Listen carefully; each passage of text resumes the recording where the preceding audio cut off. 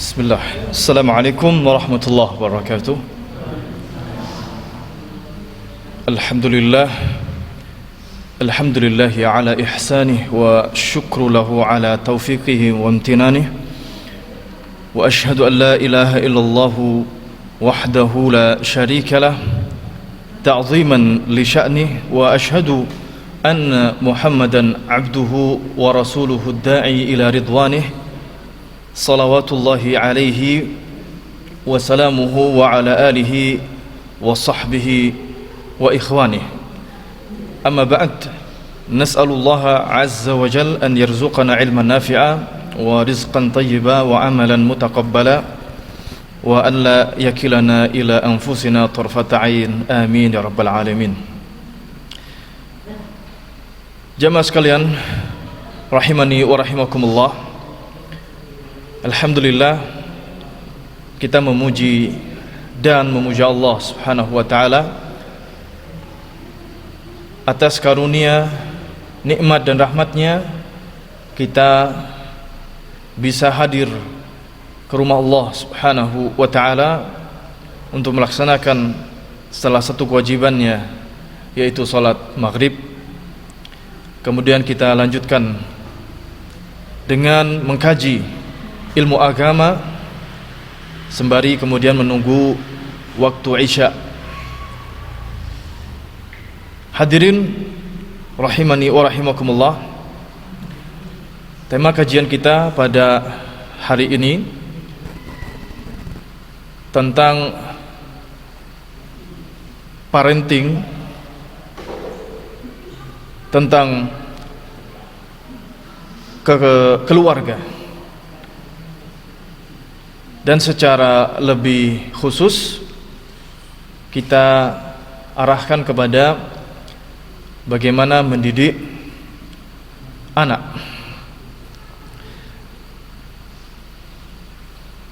Di hadapan kita ada kitab yang sangat bagus untuk kita jadikan sumber rujukan dalam hal ini. Kitab ini judul lengkapnya adalah Al-Hadyu An-Nabawi fi Tarbiyatil Aulad fi Dhaw'il Kitabi wa Sunnah. Petunjuk Nabi dalam mendidik anak-anak dalam tinjauan Al-Quran dan As-Sunnah. Kitab ini ditulis oleh seorang ulama yang bernama Dr. Sa'id bin Ali bin Wahab Al-Qahtani. Mungkin nama ini familiar di pendengaran kita atau pengetahuan kita, karena ulama ini ya salah satu karya yang beliau tulis yang menjadi pegangan kaum muslimin seluruh dunia, bahkan di Indonesia. Kitab itu tersebar di berbagai daerah, dicetak di berbagai penerbit, yang judulnya Hisnul Muslim. Hisnul Muslim, perisai seorang muslim, yang di dalam kitab itu kita biasa gunakan untuk zikir pagi dan petang, juga zikir-zikir praktis lainnya. Bapak Ibu hadirin rahimani wa rahimakumullah, mungkin perlu kita sedikit mengetahui muqaddimah dari kitab ini yang beliau sendiri tulis, agar kiranya kita bisa merasakan bagaimana suasana penulis dalam menulis kitab ini, latar belakang beliau. Juga nanti disebutkan komposisi dari kitab ini, apa saja yang disajikan oleh beliau pada kita. Setelah beliau mengucap muqaddimah, tahmid dan salawat, beliau mengatakan, penulis kitab ini, Syekh Sa'id Al-Qahtani. Beliau sudah wafat tahun 2018. Rahimahullah, semoga Allah merahmati beliau dengan rahmat yang luas. Beliau mengatakan, fahadihi risalatun, kitab ini adalah risalah, pesan dalam al-hadyun nabi fi tarbiyatil aulad fi dawil kitab wa sunnah, petunjuk Nabi dalam mendidik anak-anak dalam tinjauan Al-Quran dan Sunnah, yaitu judul kitab ini. Katabtu aslaha fin nisfi tsani min sanah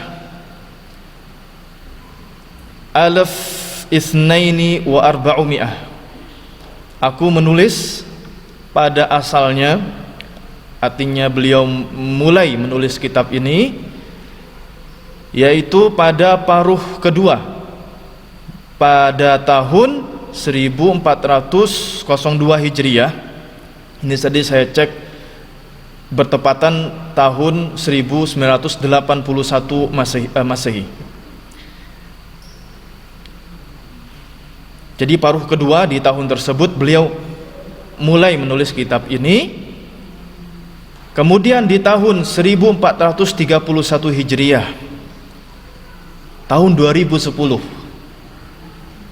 nazartu fiha wa ta'ammaltu wa haratuha tahriran wa zidtu 'alaiha ziyadatin nafi'ah insyaallah taala.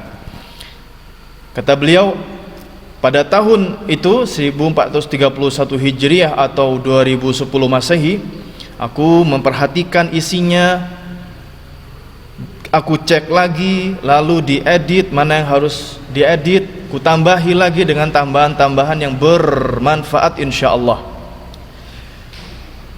Nah, kalau kita lihat durasi beliau menulis kitab ini cukup panjang, mulai tahun 1981 sampai 2010, itu 29 tahun menulis kitab ini.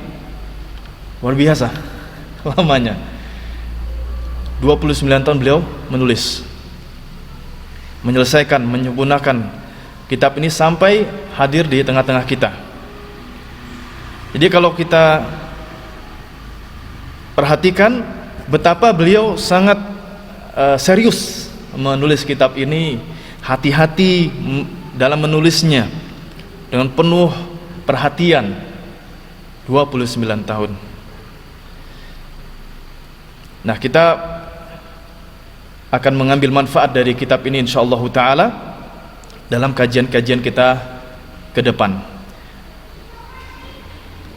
Mendidik anak ini tidak hanya terbatas pada orang tua yang memiliki anak yang masih kecil saja, enggak. Bahkan yang mau masuk ke jenjang pernikahan pun butuh ilmu ini, ilmu tentang bagaimana mendidik anak. Yang baru menikah, pengantin baru juga butuh ilmu ini. Yang belum dikarunia anak juga butuh ilmu ini. Yang anaknya masih kecil atau yang agak besar, bahkan yang sudah besar pun tetap membutuhkan ilmu mendidik anak, karena mendidik anak itu pendidikan sepanjang hidup. Sepanjang hidup, tidak ada habisnya. Hadirin rahimani wa rahimakumullah. Kita lanjutkan. Beliau kemudian menyampaikan di dalam muqaddimahnya, waqad qasamtul bahtha ila 24 mabhasan ala nahwi tali, ala nahwi al-ati. Aku membagi pembahasan di dalam kitab ini menjadi 24 pembahasan. Bukan bab. Kalau bab mungkin panjang, ini pembahasan. Jadi lebih ringkas daripada bab. 24 itu boleh kita ingin ketahui apa saja, supaya ada gambaran yang kira-kira cukup jelas, ya, gambaran umum bagaimana kitab ini sangat bermanfaat untuk kaum muslimin. Al-mabahats al-awwal, pembahasan yang pertama, beliau menulis ahamiyatu tarbiyatil aulad fil Islam, pentingnya urgensi ya mendidik anak-anak di dalam Islam. Nah, penting karena kita beragama muslim, beragama Islam sebagai seorang muslim, maka rujukan kita adalah bagaimana mendidik anak itu dalam perspektif Islam. Agama pilihan Allah Subhanahu wa taala, agama terbaik. Maka cara yang Islami ini adalah cara yang terbaik, sehingga kaum muslimin akan mencukupkan dirinya dengan bagaimana ya metode yang Islami, sehingga tidak perlu melihat metode-metode yang lain. Inilah metode yang terbaik, metode Islami. Pembahasan yang pertama. Pembahasan yang kedua, beliau menulis ahamiyatu ikhtiyari zaujati salihah fi tarbiyatil aulad, pentingnya memilih istri yang salihah dalam kaitannya mendidik anak. Ya, bapak ibu yang punya anak mau menikah, nah inilah materi yang sangat baik, putranya untuk dicarikan istri yang salihah. Juga bekal bagi yang mau menikah untuk mengawalinya, yaitu dengan memilih calon istri. Ini pembahasan yang kedua. Yang ketiga, al-aqiqah wa ikhtiyaril ism al-hasan haqqun lil auladi 'alal aba. Tentang aqiqah dan memilih nama yang baik itu adalah haknya para anak atas bapak. Jadi anak-anak punya hak aqiqah. Enggak hanya itu, nama yang baik pun juga haknya anak. Anak berhak mendapatkan nama yang baik. Karena siapa yang ngasih nama anak ini? Ya orang tuanya, bapaknya, sebagai pemimpin dalam rumah tangga. Jangan sampai anaknya dikasih nama yang tidak baik. Karena nama itu juga doa. Nama itu juga bagian, dia dipanggil dengan nama yang terpuji, maka itu bagian dari yaitu doa untuk anak tersebut. Yang keempat, ahamiyatul infaq alal usrah minal halal, pentingnya berinfak untuk keluarga dari nafkah yang halal. Ini juga tidak kalah pentingnya, bahkan ya sangat urgen sekali, ya vital di dalam pengaruhnya ya seorang anak itu ketika dia dididik. Yang kelima, muda'abatul aulad, mencandai anak. Nah, di dalam Islam itu ada bab semacam ini, sehingga kepada anak itu tidak keras ya, tidak kaku, tapi ada saat-saat dia mencandai anaknya. Itu bagaimana di dalam Islam. Yang keenam, ar-ri'ayatus sihhiyah, memperhatikan aspek kesehatan anak. Yang ketujuh yaitu ar-radha'ah, menyusui. Ibu menyusui anaknya, bagaimana dibahas dalam kitab ini. Yang kedelapan adalah al-hadhanah, yaitu merawat anak tersebut, membesarkan anak, menimang anak, termasuk hadhanah. Hadhanah ini kalau nggak salah sudah masuk ke dalam bahasa Indonesia.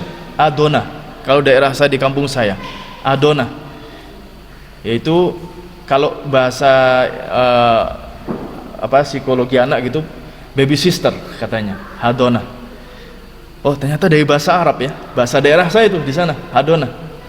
Luar biasa, diambil dari bahasa Arab. Yang kesembilan, an-nafaqah 'alal aulad, menafkahi anak-anak. Yang kesepuluh, ta'limuhum ta'lim syar'i, mengajari anak dengan ilmu-ilmu syar'i, ilmu agama. Yang kesebelas, mengajari mereka hirfatan syarifatan yaktasibuna minha, bagaimana cari kerja yang bagus, yang baik, diajari mereka. Yang ke berikutnya 12, ar-ri'ayah al-aqliyah, memperhatikan aspek akal atau kognitif, pengetahuan anak. Yang berikutnya 13, ta'widuhum 'alal akhlaq al-fadilah, membiasakan anak untuk berakhlak-akhlak yang mulia, akhlak-akhlak yang utama. Lalu ke-14, ta'dibuhum bil adab an-nabawi, mengajari mereka beradab-adab yang nabawi, adab-adabnya Nabi. Yang ke berikutnya 15, al-adlu bainal aulad, adil terhadap anak-anak, ya. Adil terhadap anak-anak. Kemudian yang ke-16, al-hilm wa rifq bihim, lemah lembut kepada mereka. Yang ke-17, ar-rahmah bil aulad, kasih sayang kepada anak-anak. Yang ke-18, at-talattuh bil aulad wa tabassut ma'ahum wa idkhalus sur alaihim, berlembut-lembut kepada anak, ya, mudah, tidak kaku kepada mereka, bahkan idkhalus surur, memasukkan kegembiraan ke dalam hati anak-anak, menggembirakan mereka, menyenangkan mereka. Yang ke-19, musahabatuhum ba'dal bulugh, berteman dengan mereka setelah mereka baligh, ya. Itu bagaimana tata caranya, ya, berteman dengan mereka pasca mereka usia baligh. Yang ke-20, ta'limuhum ikhtiyar al-jalis as-salih wa sahib as-salih, mengajari mereka untuk memilih komunitas yang soleh dan teman yang soleh. Karena memang komunitas ini sangat berpengaruh, ya Bapak Ibu sekalian, terhadap anak, mental, psikisnya, akhlaknya terpengaruh. Yang ke-21, faedah-faedah dan buah dari pendidikan yang hasanah, pendidikan yang baik. Yang ke-22, kebalikannya, madaratut tarbiyatis sayyi'ah, buruknya atau dampak buruk dari pendidikan yang jelek, yang buruk. Kemudian 23, al-hadyun nabi fi tarbiyatis syabab, petunjuk nabawi dalam mendidik para pemuda, mendidik para pemuda. 24, at-tarbiyah wa ta'dib bil quwwah indal hajah, yang terakhir yaitu mendidik anak untuk kuat ketika itu dibutuhkan. Nah, al-quwwah di sini maksudnya adalah kekuatan secara fisik, ya. Wallahu taala alam bisawab. Nanti seperti apa pengertian al-quwwah oleh penulis akan dijabarkan. Nanti kita tunggu episode-nya. Hadirin rahimani wa rahimakumullah, itu dari komposisi yang sudah kita ketahui bersama, betapa, ya, sangat menarik apa yang beliau tulis selama 29 tahun. Kita langsung saja masuk ke bab yang pertama yang beliau tadi tulis, ahamiyatu tarbiyatil aulad fil Islam, pentingnya mendidik anak dalam Islam. Beliau menulis yang pertama, hirsul anbiya wal mursalin ala tarbiyati ahlihim wa auladihim, semangat para nabi dan para rasul dalam mendidik keluarga dan anak-anak mereka. Nah, beliau menulis ini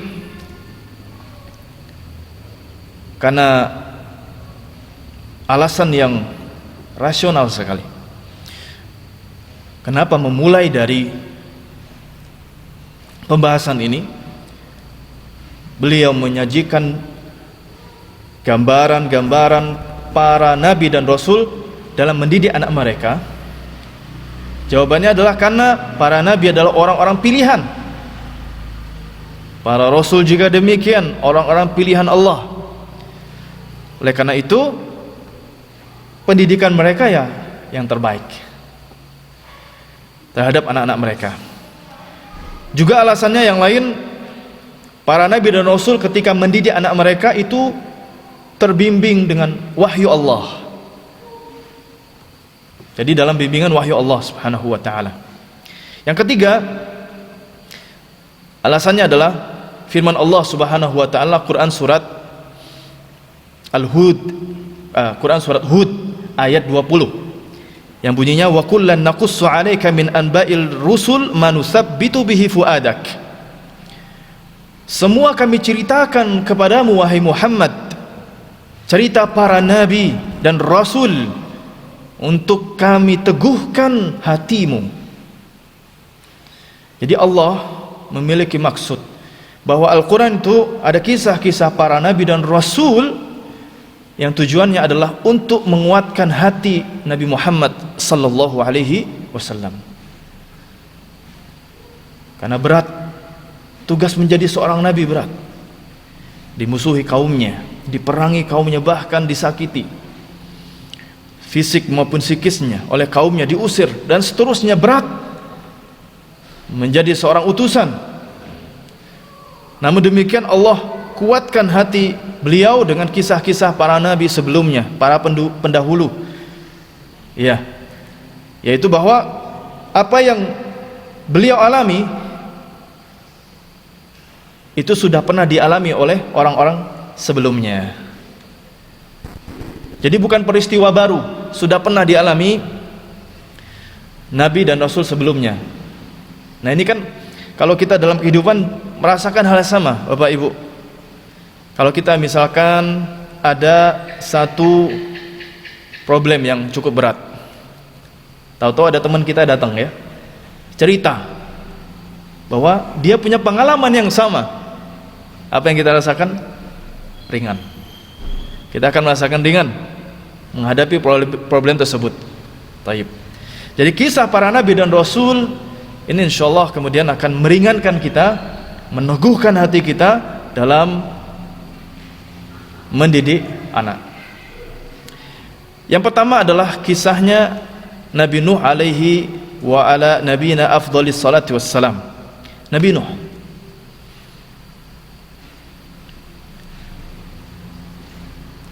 Kok tidak Nabi Adam kan gitu ya? Beliau mulainya dari Nabi Nuh alaihi salam. Wallahu ta'ala alam bisawab. Di antara jawaban yang kami berusaha untuk mendapatinya, karena kalau kisahnya Nabi Adam itu nggak banyak dikisahkan di dalam Al-Quran, juga di dalam Al-Hadis tidak banyak kisahnya, kecuali apalagi kalau dalam aspek mendidik anak. Ya. Alasan yang kedua, Nabi Nuh ini adalah Rasul yang pertama, Rasul yang pertama kali diutus oleh Allah di sebuah tempat atau bumi yang pertama kali terjadi kesyirikan di atasnya.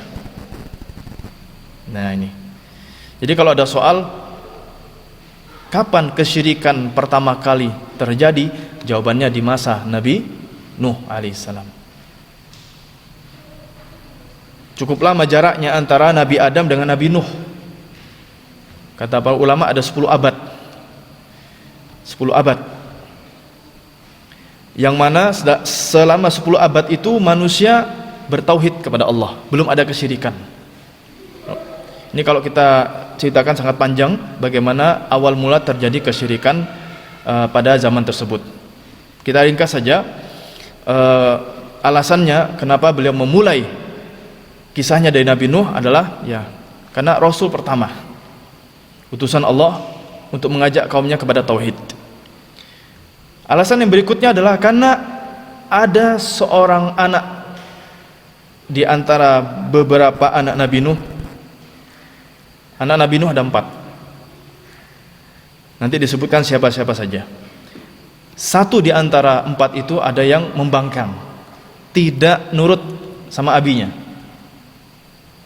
Nah ini barangkali yang beliau sampaikan kenapa kisahnya Nabi Nuh itu dipaparkan. Hadirin rahimani wa rahimakumullah. Allah Subhanahu wa taala berfirman di dalam kisahnya bersama anaknya.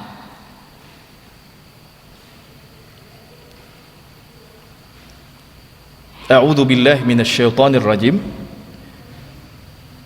Ya bunayya irkam ma'ana wa la takum ma'al kafirin. Qala sa'awi ila jabalin ya'simuni minal ma'. Qala la 'asima al-yawma min amri Allahi illa man rahim. وحال بينهما الموج فكان من المغرقين. Ya bunai, wahai anakku. Ini panggilan yang sangat dekat. Ada dalam bahasa Arab, ya ibni, ya waladi, wahai anakku. Tapi kalau ya bunayya ini lebih sayang lagi. Mungkin dalam bahasa Indonesia adalah wahai ananda. Nah, seorang nabi tetap memanggil anaknya yang membangkang itu, yaitu namanya Kan'an, itu masih dengan ucapan yang lembut sekali, ananda. Mungkin bahasa Jawanya apa, le gitu ya, barangkali, atau yang semisalnya, panggilan sayang. Irkam ma'ana, ayo ikut sama kami di kapal ini, karena terjadi banjir yang luar biasa besar, disebut dengan tufan, bukan angin topan. Tufan itu banjir yang bukan banjir bandang lagi, sampai-sampai gunung pun bisa tenggelam, gunung tenggelam.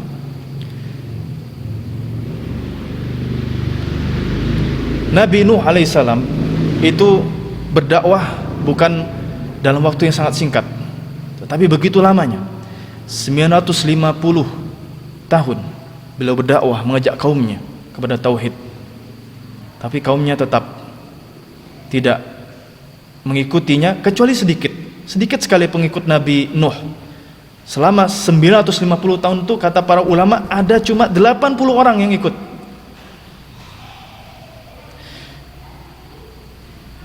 Lalu Allah peringatkan kaumnya, ternyata juga tetap abai. Allah azab mereka dengan air yang keluar dari langit dan bumi. Langit nurunkan hujan, bumi keluar air.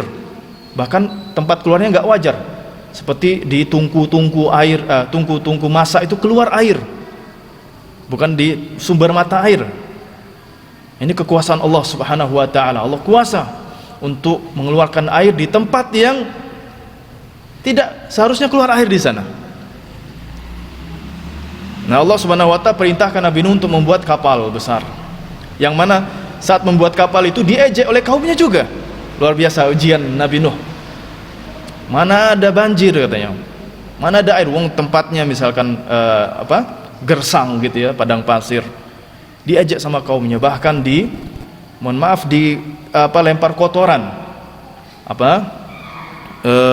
perahu tersebut. Taib.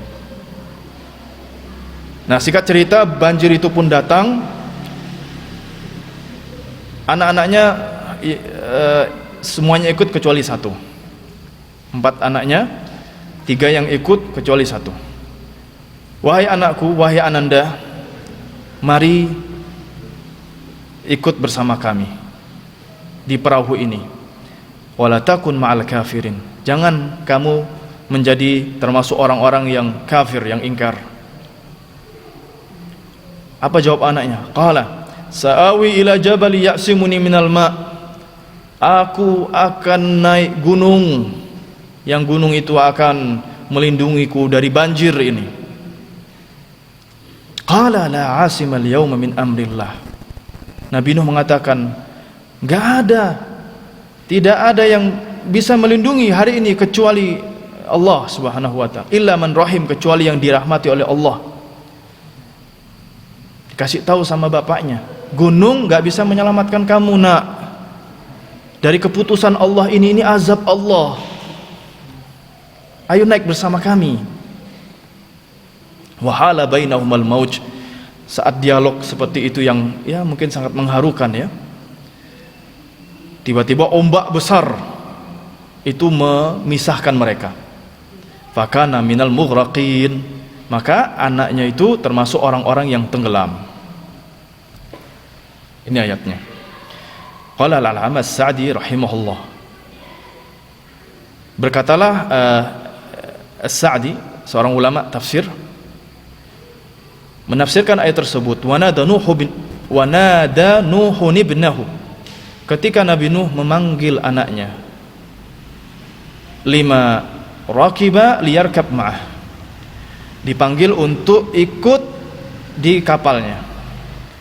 Wa kana ibnuhu fi ma'zilin anhum hina rakibu ay mubta'idan wa arada min. Anaknya di tempat yang sangat jauh dari kapal yang sedang dinaiki oleh Nabi Nuh dan pengikut-pengikutnya.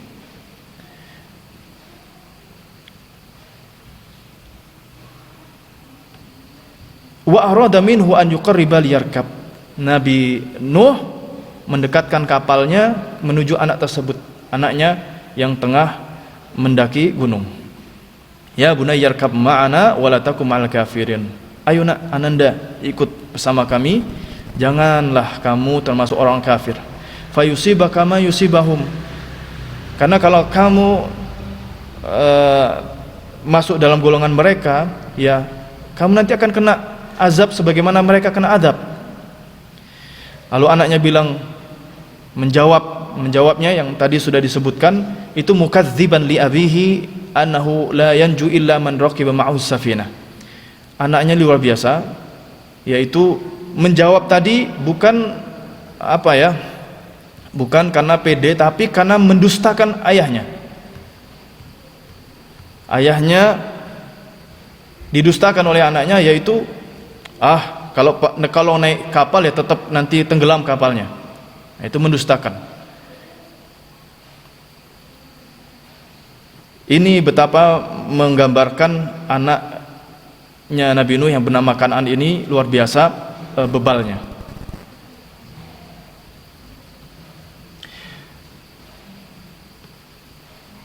Sa'awi ila jabalin ya'simuni minal ma'. Aku akan naik gunung supaya aku selamat dari air bah ini, air besar.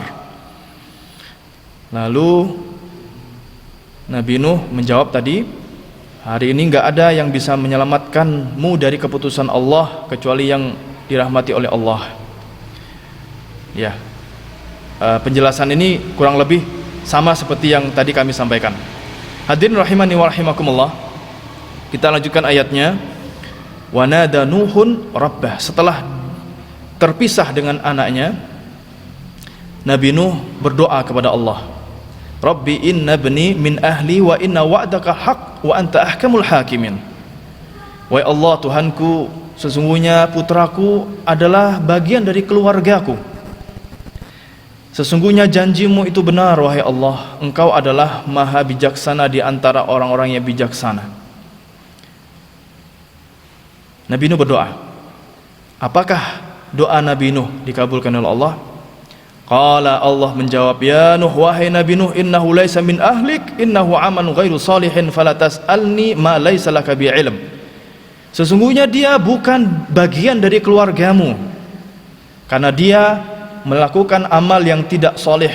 Maka jangan sekali-kali kamu kamu meminta kepadaku apa yang kamu tidak ketahui, wahai Nabi Nuh. Inni a'idzuka antakuna minal jahilin. Aku peringatkan engkau supaya tidak termasuk orang-orang yang jahil, orang yang tidak tahu. Dia Allah tegur. Lantas Nabi Nuh mengucapkan, qala rabbi inni a'udzubika an as'aluka ma laisa li bihi ilm wa illa taghfirli wa tarhamni aku minal khasirin. Wahai Tuhanku, sesungguhnya aku berlindung padamu dari meminta yang aku tidak punya ilmu tentangnya. Jika engkau tak mengampuni aku, tidak pula membelas kasih kepadaku, aku niscaya termasuk orang-orang yang merugi. Ini sepenggal ayatnya. Kita lihat penjelasannya. Ketika Nabi Nuh berdoa, wahai Rabbku, sesungguhnya anakku adalah bagian dari keluargaku, sesungguhnya janjimu adalah benar. Aywa. Kenapa Nabi Nuh menagih janji Allah Subhanahu wa taala? Karena di dalam ayat yang lainnya Allah taala pernah berfirman, ihmil fiha min kulli zawjayn itsnaini wa ahlak.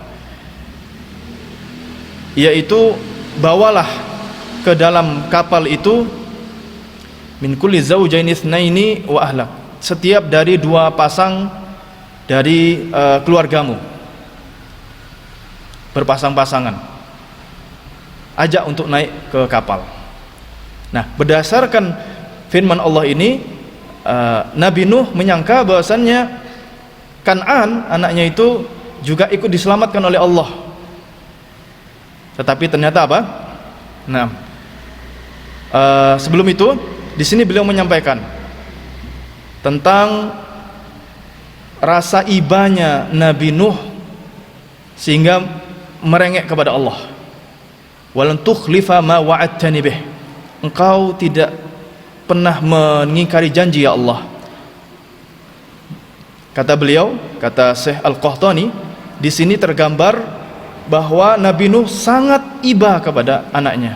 Bayangkan, seorang bapak tetap iba kepada anaknya yang luar biasa durhakanya itu.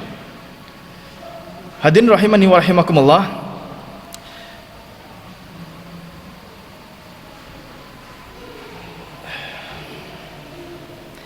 Allah menjawab, innahu laisa min ahlik, dia bukan bagian dari keluargamu. Allah tegaskan itu.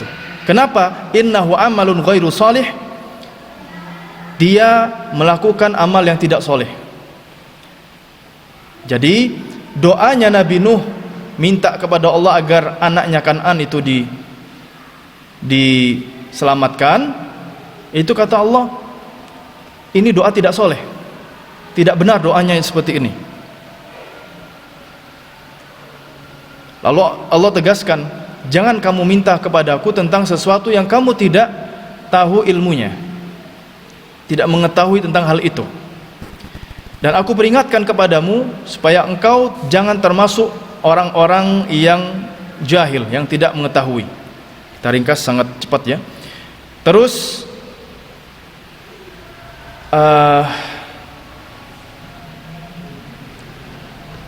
sudah hampir akhir.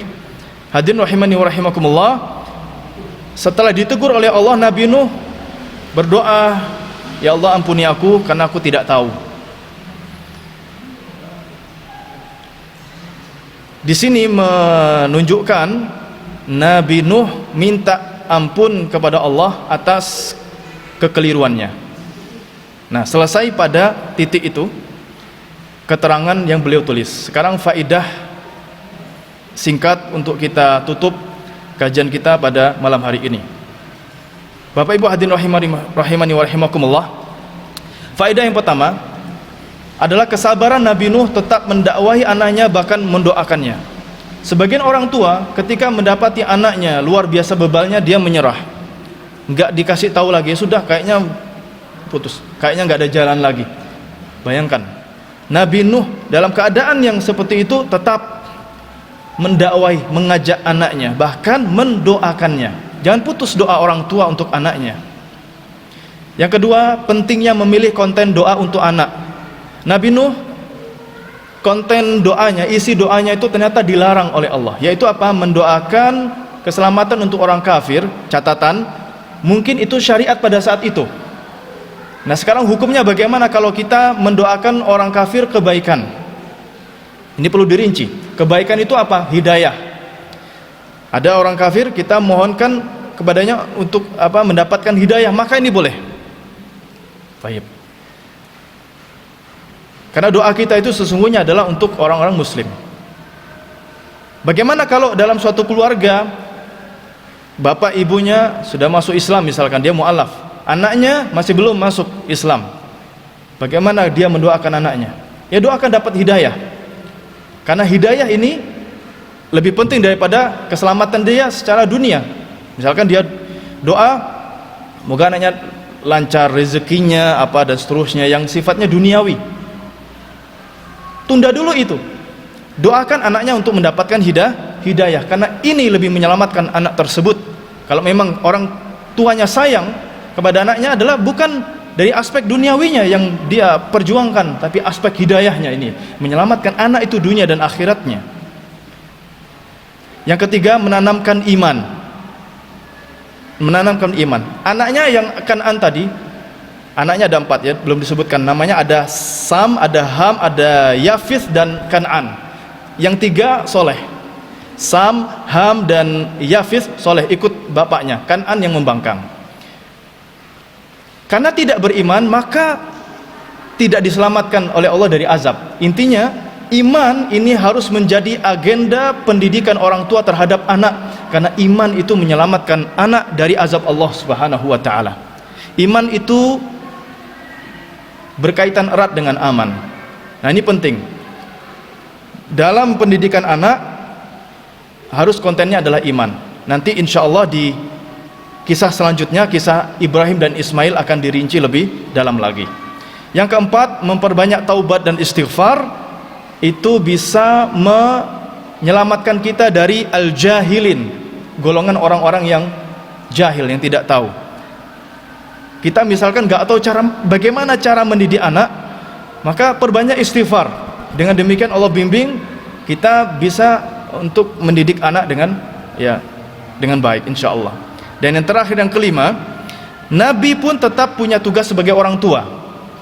Karena ada Pak, di zaman sekarang ini bapaknya sudah profesor, anaknya dididik orang lain, dilepaskan, nggak dididik. Nah, untuk apa ilmunya yang tinggi-tinggi, dia sekolah tinggi-tinggi, anaknya nggak didik sama dia sibuk didik orang lain, tapi anaknya dibiarkan, dititipkan kepada orang yang pendidikannya sangat rendah. Mungkin barangkali sekolah SD aja nggak lulus, ke baby sister atau perawatnya. Berhari-hari dia bersama dia, lepas tanggung jawab. Lihat, Nabi saja tetap memperhatikan anaknya untuk dididik. Wallahu ta'ala alam bisawab. Ini barangkali satu pembahasan yang bisa kita angkat pada pertemuan kali ini. Insya Allah di pertemuan berikutnya akan kita lanjutkan secuplik, yaitu untuk hari ini adalah kisah Nabi Ibrahim bersama putranya Ismail. Barangkali ada yang didiskusikan, satu atau dua pertanyaan. Ya Pak. Wassalamualaikum warahmatullahi wabarakatuh.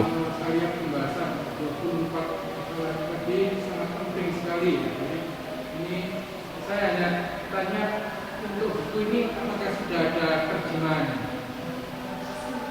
Terjemahannya? Iya, apakah sudah ada yang terjemahan atau belum? Saya belum ngecek Pak ya. Nanti kalau Bapak mau ngecek silakan. Mendidik anak, terus dikasih Syekh Al-Qahtani. Syekh Al-Qahtani.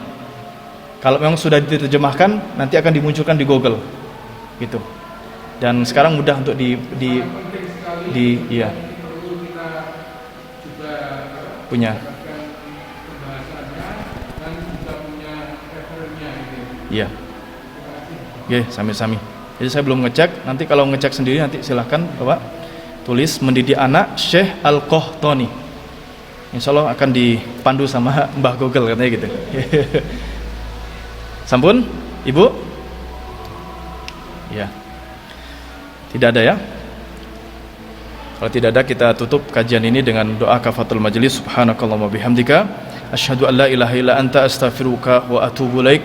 Wassalamualaikum warahmatullahi wabarakatuh.